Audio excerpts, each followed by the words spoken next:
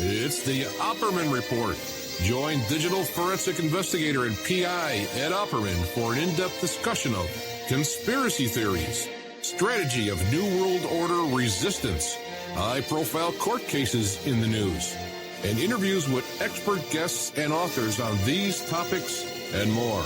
It's the Opperman Report. And now, here is investigator Ed Opperman.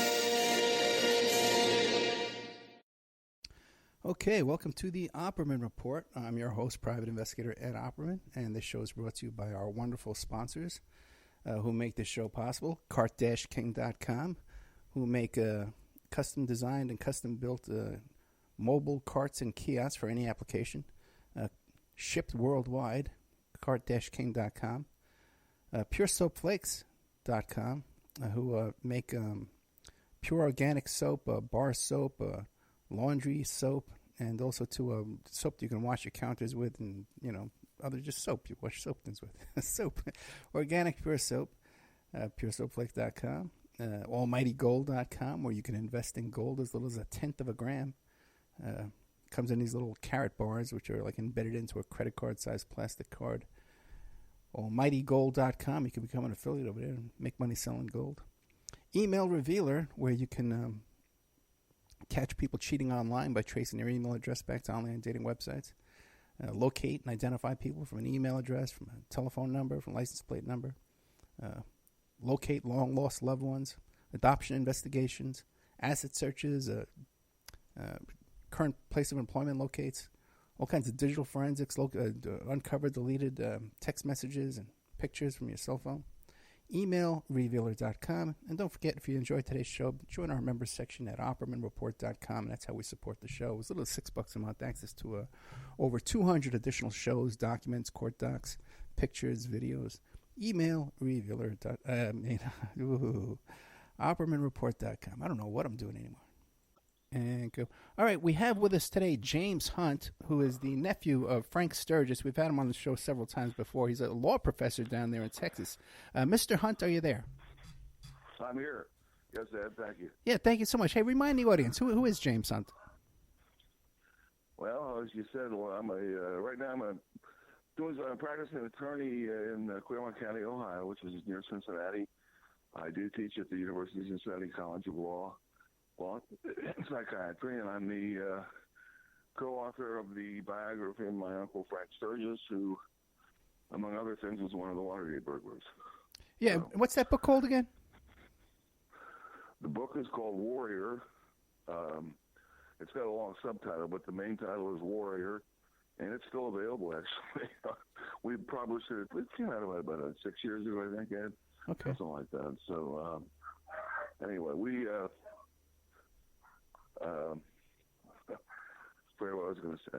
Anyway, that's who I am. I'm the author of that book, and always happy to talk about my Uncle Frank. Yeah, nephew of Frank Sturgis. You grew up actually helping out and working with Frank. You even made some Molotov cocktails or something like that, or some napalm or something for Frank. Well, when I was in high school, Frank lived in Florida, in Miami. We used to go there in the summer and visit with him, and he was at that time big on fighting against Fidel Castro, and one of his projects involved making napalm bombs to drop on the sugar fields down there to screw up the Cuban economy, and I just happened to be involved in making those bombs one night. But anyway. Now, how would that work? You'd see him in the morning, and he'd say, okay, I'm going off to work, and then he'd fly over Cuba, drop these bombs out the window, and then they'd fly back? Yeah, he had a B-52, or a B-25, rather, airplane that he had actually taken from Fidel when he Frank left Cuba in June of 1959 with the B-25, and he had another guy flying a C-46, and he used those airplanes from that point on to fight against Fidel Castro. So yeah, he would use that airplane either to drop these bombs or leaflets. A lot of anti-Castro leaflets he would drop on Havana from time to time. So fascinating. So he's gotten this stolen airplane, basically, but somehow he flies it back to Florida, and he's able to register that illegally in Florida. No questions where it came from? Well, all I know is it was parked at the Oberlock Airport because I used to see it. We lived not too far from there, actually. When I lived with him, when I was in college, back in the 60s. So just fascinating. Just fascinating. What went on with this guy? You know, the guy just did whatever he wanted. You know. Well, Frank was, he started out life.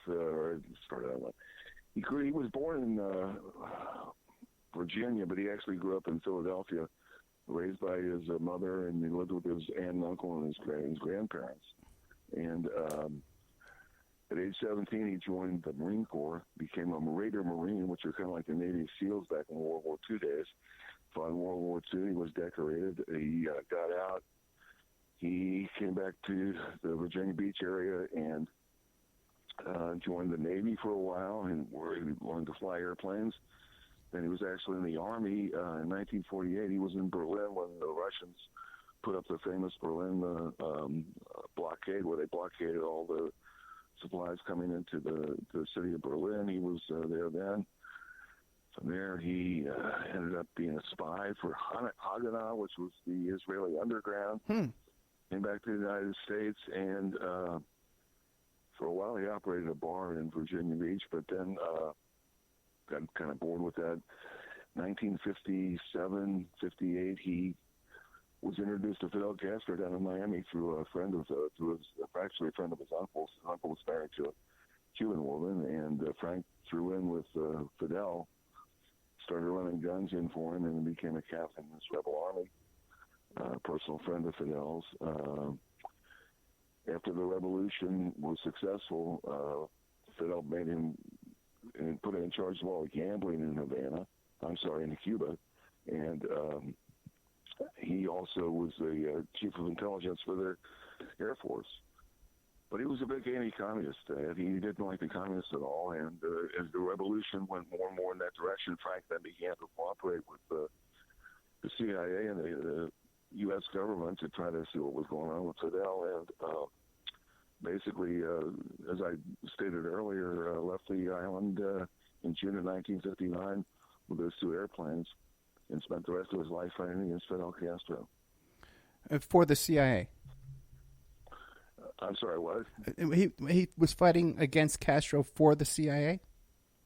A lot of the time he was. And, Frank was never on their payroll directly. He was an independent contractor for the CIA. He did a lot of contract work for him.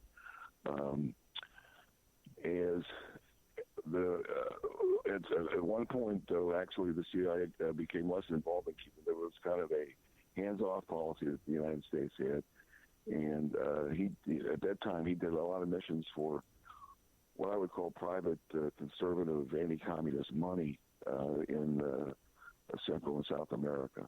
But those are the two sources of his occupation in terms of fighting against Fidel, both the CIA and the private work that he did.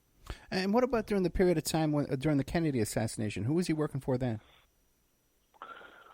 Well, that was after the CIA. That was after the Bay of Pigs, and it was really the Bay of Pigs fiasco that kind of led to this policy of the United States to keep their hands off of Cuba. So at that point in the 60s, that's when he was doing most of the work, I would say, for the private interests in Central and South America. By about the time of Watergate, which was 1972, 73, Frank had actually talked to me one time about kind of giving up on the Fidel Castro business, and he had a job working for a company that installed windows, I think, in all the condominiums in Florida, and was going to, I think, kind of focus on that. But then along came this opportunity for him to participate with a guy named Bernard Barker, who was, of course, one of the people involved in Watergate. And Barker recruited Frank to become a plumber for the Nixon White House to basically, it was a reaction against a lot of the anti-war stuff that was going on at the time with Vietnam and so on. So. Right, and the reason why we touched base again just now is I had posted an article about McCord, James McCord, right. His death at 99 years old, whatever it was, something like that. And right. And you had some things to say about that. What can you tell us about James McCord? Well, looking at the whole operation of what became known as Watergate, as I say, Frank was recruited by Barker. Barker had been recruited by a guy named E. Howard Hunt. Now, he's not related to me, but Hunt and Barker and Frank were all involved in the Bay of Pigs. Right. And they were all active anti-Castro people. They also recruited Rolando Martinez, who was an anti-Castro. Actually, Martinez at the time of Watergate was still on the CIA payroll. He did a lot of secret missions into Cuba for the CIA by boat, sometimes by airplane.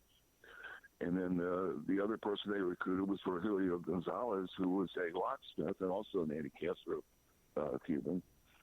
So that was the group. And the first job that they did was and involved the funeral of Herbert Hoover.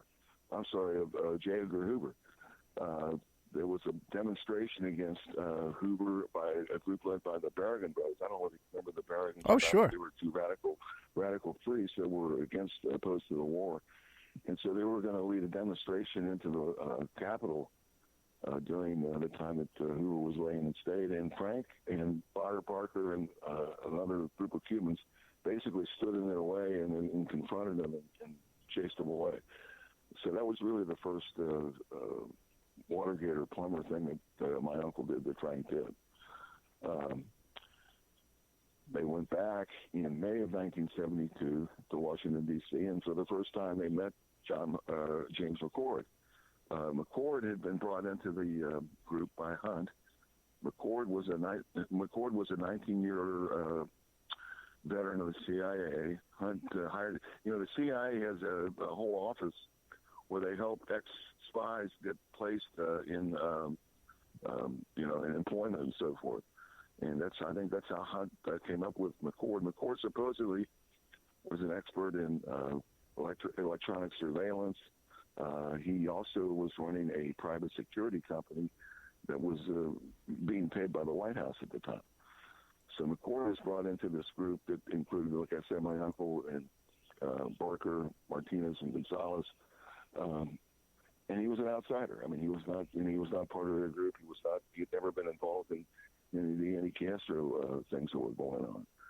And really from the start, they had kind of a distrust of him.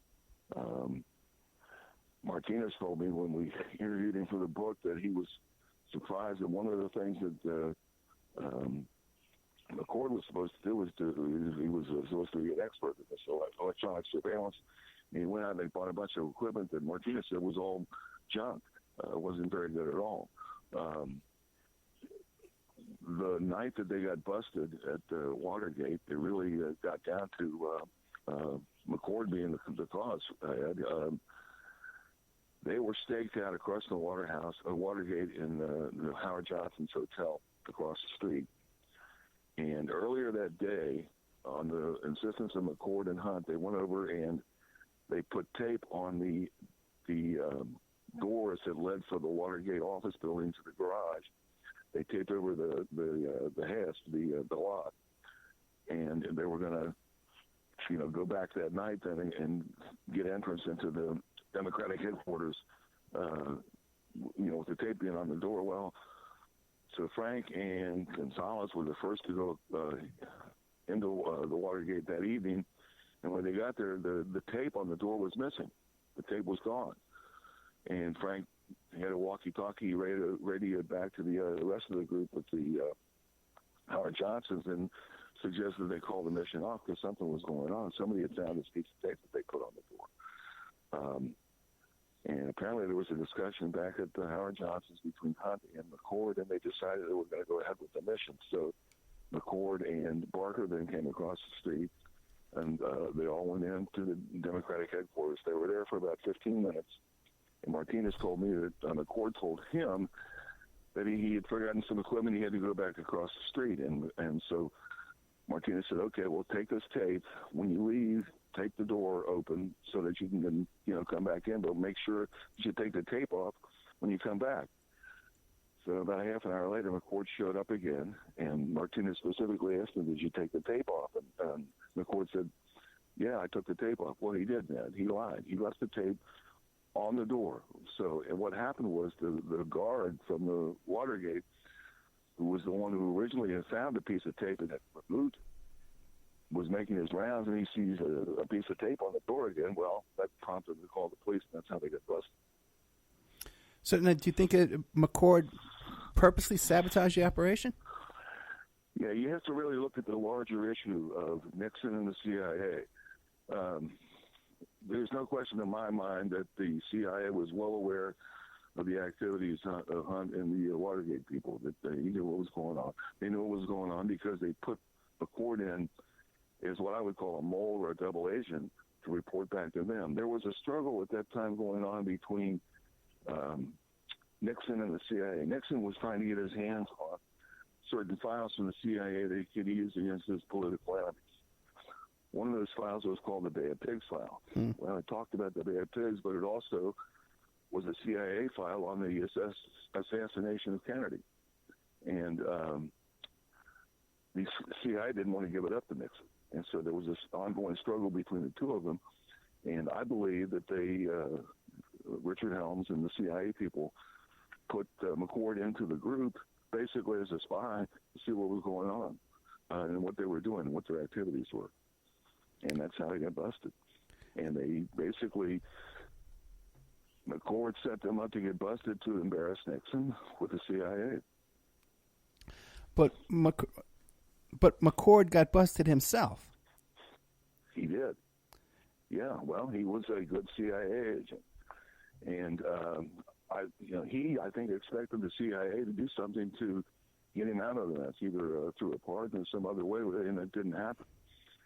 But he was a loyal CIA guy, and he did get busted. You're right, but he was, I think he saw himself as being kind of sacrificed, because of the work that he was doing for the CIA. Okay, so then he gets 25 years. He's sitting there in the prison. I guess he was starting a sentence, and he writes a letter to the judge, and he becomes the big witness against the other burglars and against Nixon. I think that's exactly what happened. He felt like the CIA had abandoned him, that they weren't going to help him. And when they first got busted, he told Frank and the rest of them, just keep quiet, everything will be fine, will be taken care of. Well, that never really happened. And I think it was to his chagrin, too, to some extent, that the CIA didn't do something to get him either apart or get him out of the problem that he was in. And now, after he left prison, did he suffer any repercussions after that, or was he given a deal after he left prison? Was he given work and stuff? What happened to him after prison? That's a good question. I don't know the exact answer to that, but I don't think he got anything out of it, to be honest. The whole time that trial was going on, he, his wife, and a guy named what's his name? It was a CIA guy named Pennington. Burned a bunch of papers that McCord had accumulated from the CIA. Burned a bunch of them up in his grill in the backyard while the trial was going. Yeah. So, I think there's plenty of evidence that McCord was working for the CIA. When they got busted in June of '72, the CIA people they had a meeting. They called it the Monday meeting. Every Monday morning there would be a meeting with the director, and the notes from that meeting showed that they knew at that time, and the arrest had just occurred.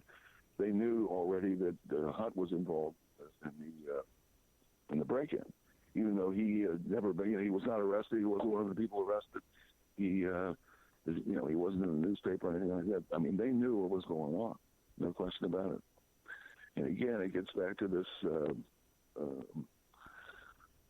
struggle between Nixon and the CIA over these files. And the CIA people didn't want to give up the files. They wanted to embarrass Nixon, and that's what they did. I found it interesting, too, just brushing up before we had this phone call today. This popped up here that in '61, McCord he launched the investigation into the Fair Play for Cuba Committee. Did you know about that? Yeah, you're telling me something I didn't know. I had no idea. Yeah. Now, what the hell, man? The Fair Play for Cuba Committee was like, what, 3 guys? Well, it was Oswald and a couple of other people. Yeah.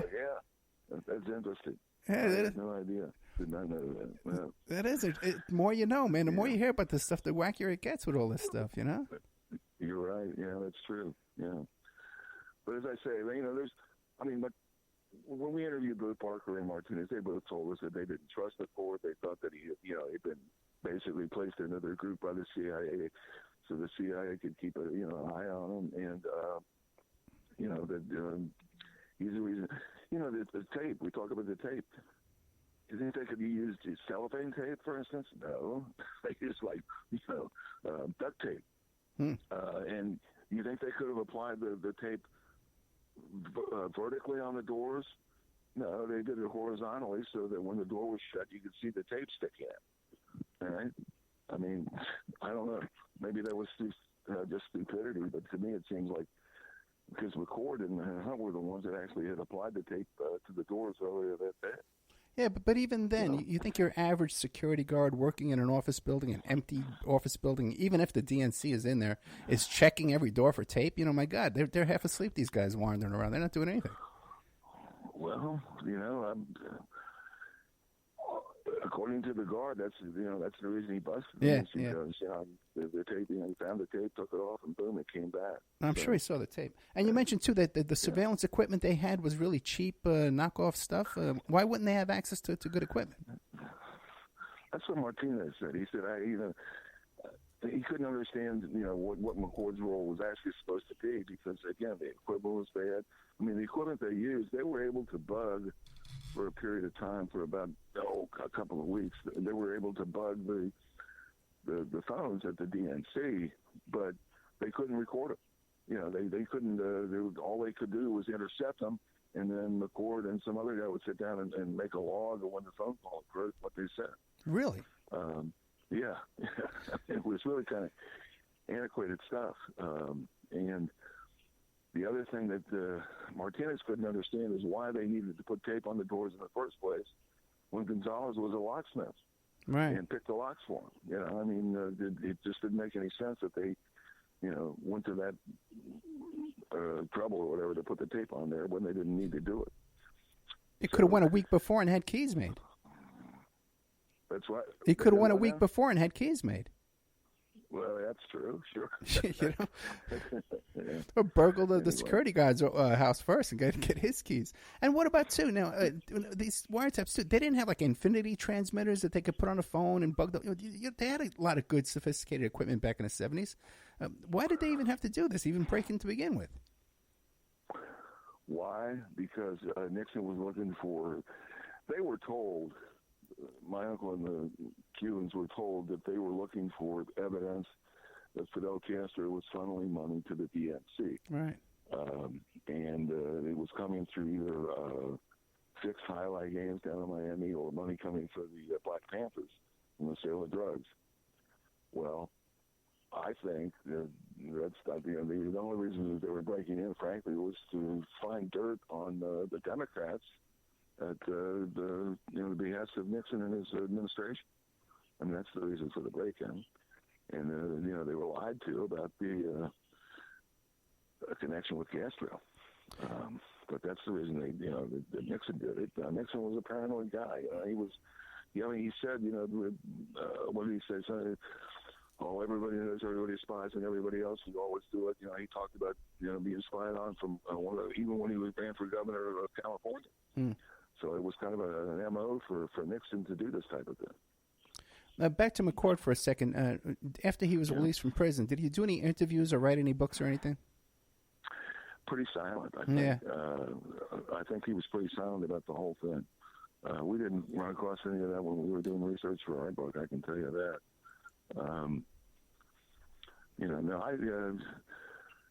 After they were actually pled guilty and convicted, they hired a lawyer by the name of Dan Schultz, who I think is still practicing in Washington, D.C. And Schultz would meet with them, but never with McCord. And he also told us, he said, there's no question that they all didn't trust McCord and thought that he had been basically placed into the group to spy on him for the people at the CIA. And how about Doug Caddy? I've had Doug Caddy on the show quite a few times. What do you make of his? What was his take on McCord? Do you know? Well, it's funny. I just became a friend of his on Facebook, and I said, "Are you the same caddy that represented my uncle at the water?" He said, "Yeah, I am." Caddy, and he's never denied it to me. He and Barker and Hunt knew each other because they worked for the CIA. Caddy worked. There was a company, I forget the name of it, that they all were affiliated with. It was actually a CIA fund. Yeah, the publishing and company. So Caddy came into the picture because of his connection to Barker and to Hunt through the CIA. That's how he came on board. Okay, he still denies to me he was ever CIA. He who what? He denies to me he was ever CIA. Well, come on, Ed. I'm not saying I believe him. My uncle ever worked for him. You know what I'm saying? Yeah, I know. Talking about people, they all. That's one of the things about spies. They lie. Yeah. They call it. It's part of their tradition. I mean, they don't always tell the truth. I'm sure he was connected with the CIA. There's no question in my mind about it. Yeah, he has a fascinating background, too. He was friends with Guy Bannister and all those guys. He has also connections back to that Fair Play for Cuba area, right, and all that shenanigans. right. Yeah. Can all this be a coincidence? Yeah, sure. Give me a break. I know. Yeah. Okay, let's take a little commercial break. Oh, by the way, too, speaking of coincidences, too, I just had another guy on the show real quick before we get to this commercial. Okay. What's his name here? Richard Bartholomew, who wrote this book, The Deep State in the Heart of Texas. And offhand, he just dropped a bomb. He says that Al Haig, before he went to work in the Nixon White House, one of his positions was to vet out all the Cubans before they could join the CIA or join the military. He was vetting, so he knew all those Cubans too, those Cuban burglars. Wow, is that right? That's interesting. Yeah, it is. Okay. Another thing, right, that nobody's now. There's still a lot to uncover. I know, it's still going on. Yeah. All right, let's take a commercial break here with the great James Hunt. Man, this guy always has good info, man. He lived a life. I wrote the book Warrior about the Frank Sturgis. Nephew Frank Sturgis. He's got the recipe for napalm. We'll be right back with. By the way, Jim Hunt was the alibi for Frank Sturgis. Jim, are you still the alibi, Jim, or are we ready to move on? I can only tell the truth on that one. I was with Frank when Kennedy was shot. Frank did not shoot Kennedy. Okay. All right. Okay. All right. Okay. I'd never question you, Jim. We'll be right back with more of Jim Hunt, nephew of Frank Sturgis, and the alibi for Frank Sturgis right after these messages.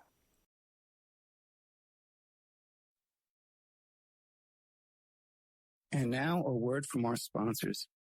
Check out CartKing.com, 877-986-7771.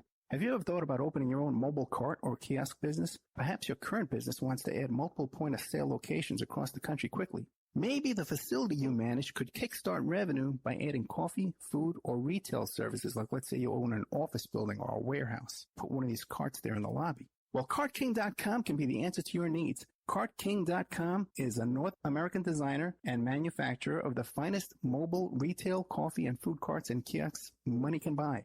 For 20 years, CartKing.com has been working with clients and corporations across America to provide indoor and outdoor carts and kiosks for any application. From large, heated, and secure outdoor retail or food kiosks to smaller, more mobile coffee kiosks or coffee stations, coffee carts, CartKing.com designs and builds them all. Carts and kiosks are fun, and so are the dozens of designs on the website, CartKing.com. Please visit today at CartKing.com or just call them at 877-986-7771. Tell them Ed Opperman sent you and you get a good deal.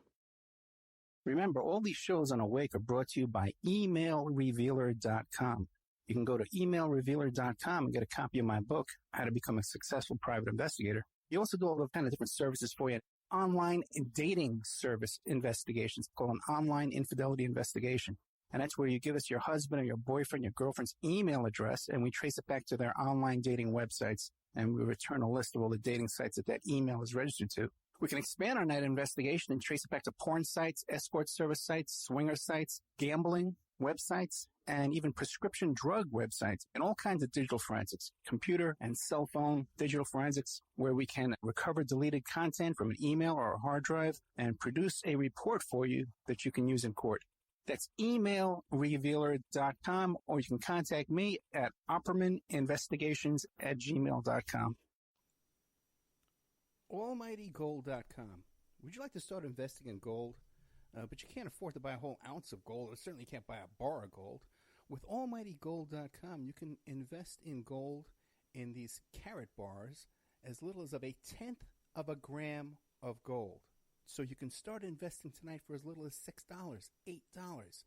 You can put your money in a product that's going to increase in value, not to be wasted on the trivial things we spend our money on every day. You can buy these carat bars. They're embedded into a credit card-sized plastic card. There's a watermark on it. There's a security strip on it, and it's all authenticated. You don't want to have them all sent to you at once. You can have them stored in their global savings vault for secure and safekeeping. They ship it to you when it reaches $1,000. When you have $1,000 in savings and you put it aside for a rainy day, for an emergency, you can barter with these little, guaranteed amounts of gold here in this little card. They also have a cryptocurrency that's backed by gold. And if you want to get into the gold business, become an affiliate of almightygold.com, contact us at almightygold.com. That's their email address. Contact us at almightygold.com, and they can put you in the gold business. Gold. Okay, welcome back to the Opperman Report. I'm your host, Private Investigator Ed Opperman. We're here with James Hunt, who is the nephew of Frank Sturgis, author of the book Warrior. Like you said, a very long subtitle on that. I don't have it in front of me. I apologize. But we'll have a link in the description. Now, a couple more quick questions. Now, by the way, to clarify the situation with you being the alibi for Frank Sturgis on the day of the JFK assassination, my understanding is you saw him that morning and you saw him later on that night. But at the exact moment the shots were being fired, you weren't with him at that time, right? No, I wasn't, Ed. What happened was I was living with Frank and my Aunt Janet at the time. I was in college at Miami-Dade Junior College. And I went to college that morning, and I came back around 10, 11 o'clock in the morning. And my next class was, I think, at 2 or 3 in the afternoon. So I was at home, and I was at home when the report came over the television about the assassination. Now, I saw Frank that morning about 8 o'clock before I went to school. There's no, I remember very specifically seeing him there. I do not recall that he was there when I came back at around 11. I don't recall that he was there when, the news came on the Kennedy assassination, although my aunt does recall she thought Frank was there most of the day. I did see him probably later that afternoon around 3 or 4 o'clock. So there was a period of time in between 8 and 3 or 4 o'clock in the afternoon when I didn't see him. A.J. Weberman, Crazy Weberman, the yippie, thinks that Frank, somehow got to Dallas and was involved as one of the bums on the grassy knoll within one of the shooters of Kennedy. I just don't think he had time to do it. There was an airport near our house, the O'Block Airport. I guess we did some calculations when we did the book. It was just, even if he had been on a jet, I don't think he could have flown to Dallas and done the job and then come back and, been home by 3 or 4 o'clock in the afternoon. So, I don't think Frank was there to fire the shots. On the other hand, there's no question in my mind that he was part of a conspiracy to assassinate Kennedy.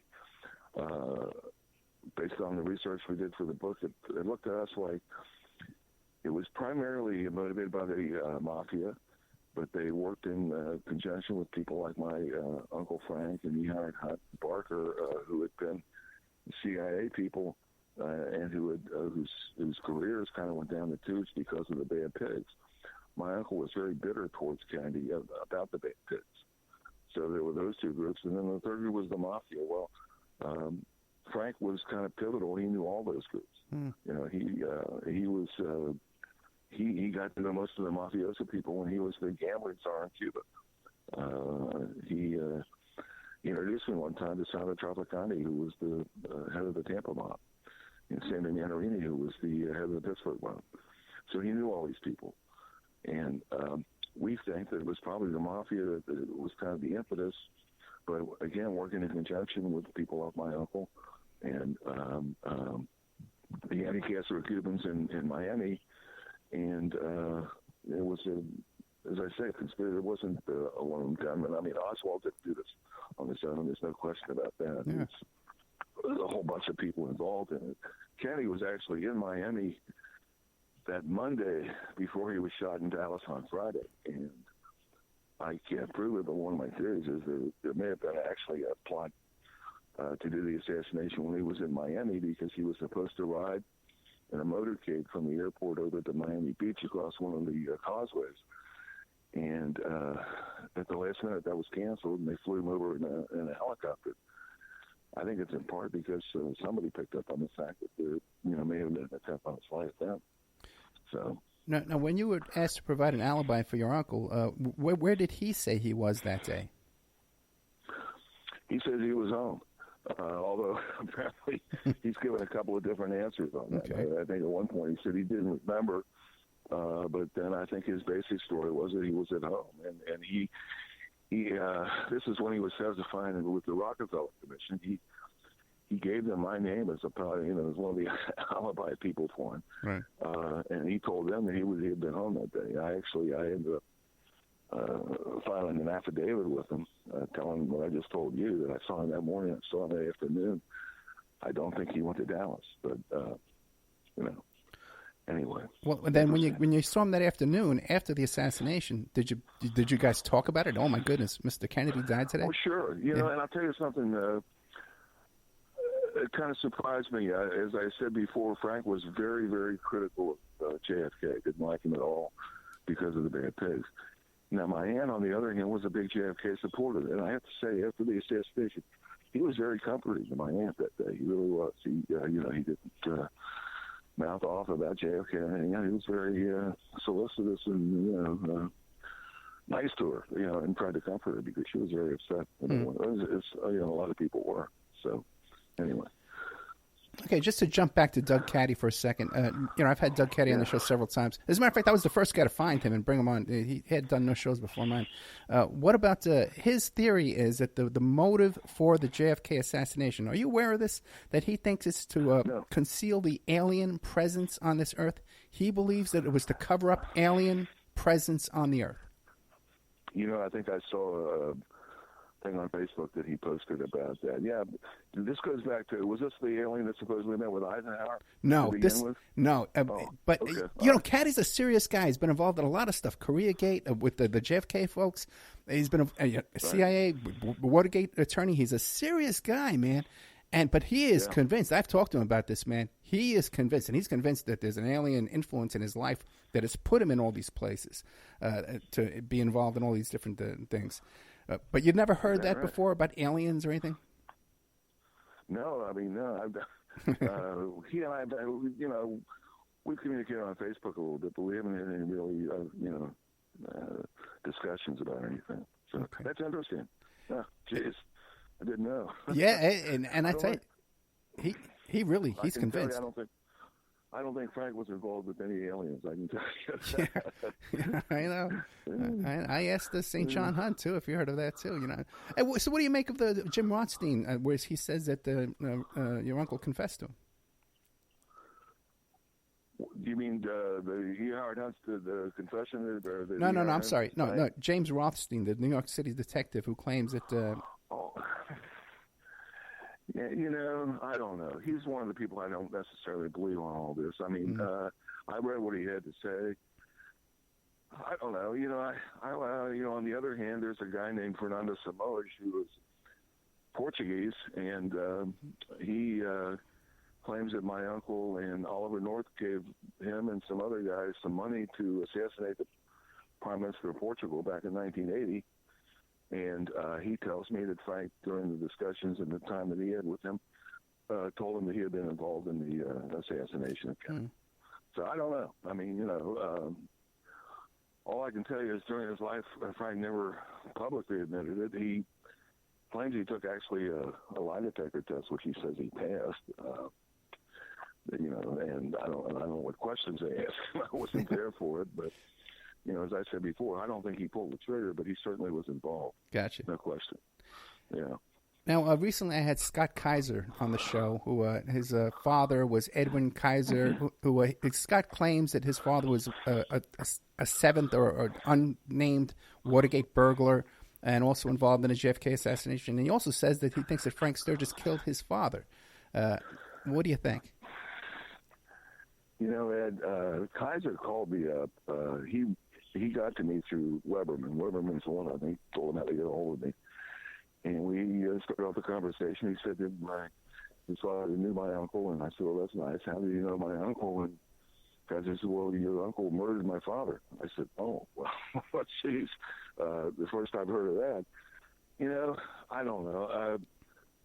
Maybe Frank knew him. You know, I asked my aunt about Kaiser, and she didn't remember him. The son, I always get Ed. Ed is the son, right? Or is that the... No, Edwin is the father, and the son is Scott. Scott. Yeah, he told me that his father was good friends with Frank. He used to drink brandy with him. Well, Frank didn't drink. He didn't drink brandy for sure, and he didn't drink anything, actually. He was a teetotal. You know, so there were some things about Kaiser from the beginning that I kind of doubted. But, you know, he got very nasty with me on Facebook about, you know, being involved with my uncle and my uncle killing his father and so forth. And then at one point he kind of repented and said that he didn't really think my uncle was involved. But apparently he's come back around to thinking that he was. I don't know. Is that what he told you on the show? Yeah. Oh, yeah, because I had spoken to you that day. You and me chatted a bit on Facebook right before the interview. And I said, you know, he says your uncle killed him. You know, what do you think? And he says, oh, no. AJ kind of got him wired up about that, which I believe. And then he says, but no, we all worked it out, and we don't think he did. But then when I mentioned that to him on the show, he freaked out. And then he went on for like a week's tirade of posting proof, I guess it was. You know, but I don't know. Yeah, so that's where we are with that. Well, I don't want to fight with Scott Kaiser. I mean, and I'm sorry his father was murdered or died, but I just don't think. As far as being one of the Watergate burglars, no way. I mean, that one I'll say no way on. My co-author and I looked at Watergate every which way you could, and Kaiser never came up in any respect whatsoever. So I don't know. I don't know why he would say that. That's maybe he's trying to, you know, pick up on the whatever the notoriety that Frank has from it. But I mean, no, he was not involved in Watergate. Not in any way that I could know of. No. Okay. I think he said his father had some information that he was going to blackmail Frank, and that's the reason Frank killed him. And it was about killing County. I don't know. I just, there's some people who think Frank was involved in the John Lennon assassination. Oh, really? Well, yeah, that's on the internet somewhere. The reason for that is there was the bellman at the hotel, the Dakota. Yeah, Padermo. Was a guy named Sam Janis. And in Cuba, Sam Janis was Sam Hanus. Sam Hanus was Frank's CIA handler during much of the work that he did for the CIA. And somehow somebody thought that meant that Frank was involved in assassinating poor John Lennon. So, there are a lot of stories out there. But wait a second. There was a second CIA guy at the Dakota? Because Jose Padermo is the one everybody talks about. Who? Jose Padermo. Oh, really? No, I think Hennis was there. I think that's true. I think he was working there. Yeah, Hennis. Sam Hennis. Yeah, Janice or Hennis, yeah, right. Yeah. And what was his employment down at the Dakota? I'm sorry, what? What did he do for a living at the Dakota? I didn't hear you. You broke up on me. I'm sorry, this Sam Hennis or Janice, what was his connection to the Dakota apartments? He was supposedly the night bellman. Another bellman. Yeah, the night bellman when he got shot. That's the thing I read. Okay, we're going to have to take a look into that. Okay. Now, speaking of A.J. Weberman, okay, the wonderful A.J. Weberman, the garbologist, the Dylanologist, the coup d'etat in America, Yippee, defense, Jewish Defense Organization, varied career. Now, have you been in touch with him? Because he's banned for life from Facebook. He has he can't even access Facebook anymore. Well, he says he puts so much controversial stuff on there. AJ and I haven't had any contact for a little while. I Yeah. can tell you. You know, a couple of years ago, especially with this Portuguese thing, we were kind of working together to try to see to get to the bottom of it. But I haven't, I've not heard anything directly from him for a while. I always wonder what he's. I kind of worry when I don't hear from him what he's doing. Yeah, I know. Yeah. Well, what happened was he wrote some book about accusing some woman of being Hamas or something. I don't know what it was. Some lawyer or some local councilwoman in New York, and he got all of his books removed from Amazon. Well, now he told me that story as it relates to Rudy Giuliani. He says that he wrote a biography of Giuliani called Homo Thug. Right. And Giuliani, his people made him take the book off of Amazon. One book. Yeah. This other woman got all his books removed. All of them. All of them. Oh, that's interesting. This is a guy who right. This is a guy, a well-known guy, by the way. This is a guy who hung out with John Lennon. Okay, speaking of Lennon again, and this guy's Dylan to some extent. Yeah. And has had all his books removed, and has been totally banned from Facebook. Like, can't even create a fake account to get back on Facebook. Wow. Makes you wonder. No wonder I don't see him anymore. Now I have to say, AJ is a pretty brilliant guy. And Oh, yeah. A very great researcher. I mean, the guy has, files upon files of, stuff that relates to my uncle and everything else. But I don't know. He's still a little crazy. Yeah. Oh no. Everyone would agree with that. But now also too, what you guys were working on in Portugal? You did uncover an assassination plot against the president of Portugal, right? Well, they call it Camarad. Camarad is an area right outside of the Lisbon airport where in 1980, a small plane carrying the prime minister, the defense minister, the secretary of the cabinet, a couple of their wives, and then two pilots crashed. And some years later, this guy, Fernando Simoes, who was in prison on charges unrelated to that, issued a confession, a written confession, because the statute of limitations on murder had run in Cuba and in Portugal. So he issued a confession in which he claimed that my uncle and all of the North gave him and gave this other guy, I'm drawing a blank on his name anyway, like $750,000 to place a bomb on this airplane and blow up the prime minister and the defense minister. And it all related to, it was actually the first Iran-Contra act. We were shipping arms to Iran at the time because they were at war with Iraq, and we were secretly shipping them through Lisbon to Israel and then on to Iran. And the story is that the prime minister of Portugal wanted to put a stop to it. And so, somebody supposedly hired my uncle and Oliver North and some other people to basically do a number on him and get rid of him.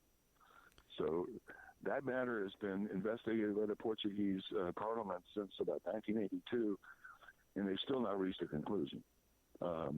There's some people who think it was just an accident. I have to say, I went over and I interviewed Simoes when he was in prison, and after talking to him, there was no question in my mind that he knew my uncle.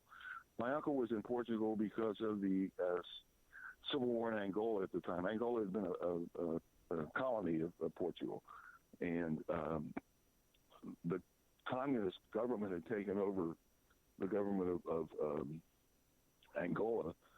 Fidel Castro had sent a bunch of Cuban troops there, and so in the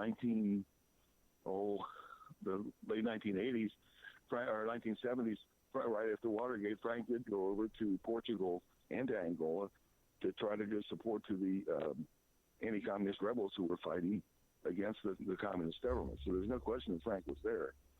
We have a diary that he kept when he was in Portugal and some other. He was actually out in the bush in Angola teaching guerrilla warfare to the anti-Castro soldiers. So we know he was there, and we know that he knows Simoes. Now, whether he did what Simoes says, I don't know. As I said, there's no question in my mind that Simoes knew my uncle, and they probably worked together, against the communist government in Angola. But I don't know. It's an ongoing thing. I mean, we're still looking at it, actually. Any confirmed connection between Ollie North and your uncle? Well, supposedly north, and my uncle met with Fernando Samoish and Josie Esteves to give him this money. So yeah. Now, I never had any discussions with my uncle about any of this when he was alive. It actually all came out after my book was published when I was contacted by Frederico Carvalho, who was a journalist over in Portugal who had been, researching this. It was the first that I actually heard of it. So I don't know. I mean,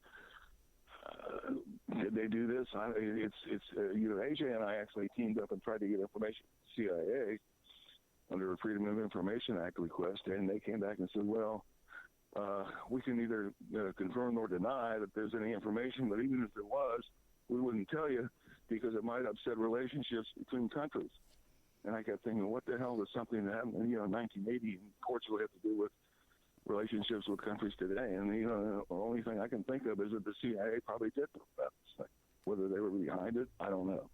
But I'm sure they knew about it. Well, when your uncle died, did he leave a big estate? Did he have a lot of money? Who? Your uncle, Sturgis. He didn't, Ed. I mean, unfortunately, he did not have a 401k or anything like that. Okay. After he passed away, it was kind of tough times for my aunt. It really was. She lost the house and everything else. Oh, really?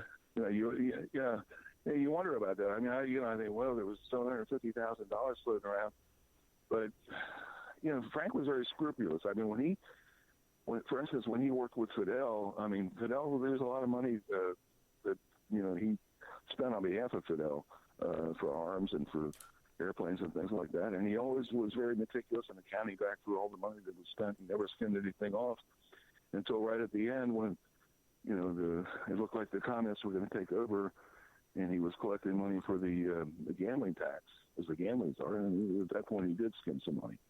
But I don't know. He was, Frank was not necessarily in it for the money. He didn't like to be called a soldier of fortune.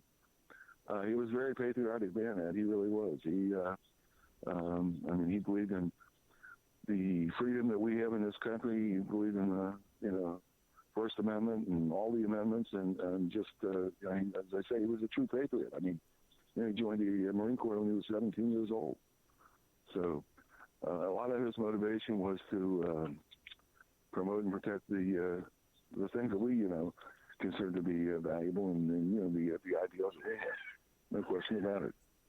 Complicated man, to say the least. He was. Jim, I asked you to come on and give me 15 minutes, and when we've gotten 55 minutes, you always got great stuff, man. No, you kidding me? No, this is great. This is great. Are you kidding me?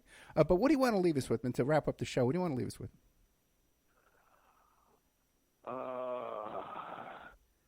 I hope history doesn't judge my uncle too harshly. As I said before, he was a patriotic man. If he was involved in anything, he thought it was because it was on behalf of this country. And, he loved Cuba too. But the other thing I would say is one of the things that my uncle told me, he said, the people in this country don't realize how close we are to fascism. Right. And, I look back on that now and I think, Jesus, that's very prophetic, Frank. Look at what we've got right now. I mean, Frank used to. He told me that there was a thing called the club, and this was like the military-industrial complex that actually ran things from behind the scenes. And Nixon was at odds with them too. They wanted him to appoint Rockefeller to be vice president after they got rid of Agnew, and Nixon said, "Screw you," and he appointed Gerald Ford. But Frank believed that there was some club that kind of controlled, what was going on in our country.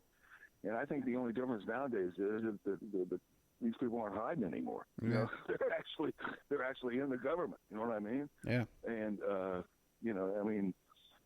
I don't know where you stand on Trump, but Jesus Christ, we're as close to fascism now as I think we've ever been. So, no, I think we totally agree on all that because you seem to we seem to like and comment on the same stuff as well as that goes. So I think we agree on all of that. James Hunt, man, I can't thank you enough. It's always a pleasure, and always golden nuggets of information come out of these interviews, man. Well, Ed, thank you. You've told me a few things here that I didn't know before either, so I appreciate that very much. We got to get all you guys in the same room one day. We were both talking about you got a film thing coming up possibly, and I have a film thing coming up. Get all you guys, man. St. John Hunt. Get even, what's his name? Rothstein. Let's get everybody in the same room. Hash this out, Yeah. I'm all for it, We'll even get AJ to come down. AJ will come down, too. Sure he will. Yeah. Jim, thank you so much, man, okay? Ed, thanks for having me on. It was always a pleasure dealing with you, and I enjoy your show and what you do. It really is, man. It's a pleasure having you on, too. Thank you so much. Okay. Thanks, Ed. Bye-bye. Bye. Okay, so there we had James Hunt, nephew of Frank Sturgis, law professor, all involved in all kinds of stuff down there with A.J. Weber and testifying against with the Portugal Parliament down there. What do they call it? Parliament, I guess they call it down there. I forget what they call it. But anyway, all kinds of fun stuff going on with James Hunt, man. But we do, and I tell you, man, we really are, because you don't hear James Hunt in a lot of shows. Doug Caddy, you don't hear him on a lot of shows until I had him on. Even St. John Hunt, he was kind of quiet different. Now he's more popular. I wonder what's going on with him, because he's all hooked up with Roger Stone. All these guys we've managed to corral here together, Casey Gain, McGalla, all these guys, these experts on these topics here. I think we're really getting some stuff that you don't see anywhere else, man. I follow. I listen to all these shows. I look for, when I'm looking for guests, I try and listen to stuff and see what other people are doing. And I just don't see this kind of wagon wheel of guests and topics and sources that we're kind of all combing together. Like, who else has A.J. Weberman and Frank Hunt, James Hunt, and Doug Caddy? You know what I mean? Guys involved. Guys there. So we're getting a lot done here, I think. So if you enjoy what you hear, you want to support this show, and you want to continue this kind of information coming out, because like I said, you're not hearing it anywhere else. A lot of surface stuff, low-hanging fruit you hear mostly. You got to support the show, and you can make a donation. You go to OppermanReport.com. You can make a donation. But also the main way to support the show is by becoming a member. You become a member as little as $6 a month, and you have access to over 200 shows, 350 hours of shows, exclusive shows in there that you won't find anywhere else. Stuff about McMartin Preschool, about Conspiracy of Silence, the Franklin cover-up, people firsthand involved in these cases. The Steve Bannon's Porn and Meth House. Exclusive. I got at least 50 hours of exclusive reporting you won't find anywhere else. Guess you've never heard of anywhere else. I interviewed a family that lived on Area 51. Did you know that there's a family that lives beyond the security gates of Area 51 that had they had a mine up there, and they were allowed back there where all that secret stuff was going on. I interviewed them. Just the content, I thank God I've had this opportunity to meet these kind of people and get to talk to these people and make these connections, and then make the connections of threads between people, and we're uncovering great stuff here, man. First-hand witnesses to history. But to support this work, we need money, and I'm giving you content. I give you extra content. It's not easy doing 7-8 hours. This is a Sunday afternoon I'm doing this, man. I already interviewed some guy who lost his kids to a parental non-custodial abduction back in the 80s. We're helping him out. And, had a couple of shows today booked. They canceled that on me, working on a Sunday afternoon, for my audience, to keep this all afloat, to bring you content that, we can get your support to fill up that member section, So it's $6 a month, $20 a quarter, or a year. You go $75 for a year if you go to OppermanReport.com. But if you want a discount, you can email me at OppermanReport@gmail.com. And I'll give you a discount, 13 months for $65, okay, which is a discount I can give you. And you have access in there. There's court documents in there. There's newspaper articles about Jeffrey Epstein, Trump lawsuits, the entire Trump University lawsuits. All that stuff is in there exclusively to me, by the way, that you won't find anywhere else. The 24-page letter where Epstein's attorneys lay out that he was the founder of the Clinton Foundation. That he was the impetus. He had the idea. He helped establish it. All this stuff, man, all in the Opperman Report. .com. So you email me at operaminreport@gmail.com. I'll give you a discount to get in there and get access to all that information. But this is what keeps this show on air, that we can do it for you for free on Fridays and Saturdays. And have it up on YouTube and Spreaker and iHeart and keep those archives up. It costs me $120 a month just to keep the archives on Spreaker. I could be like a lot of these guys out there and just keep that money and pull down those archives. Ed's always begging for money. He's always asking for. He's money hungry. I just want money to support the work I'm doing for you. OppermanReport.com. Thank you so much.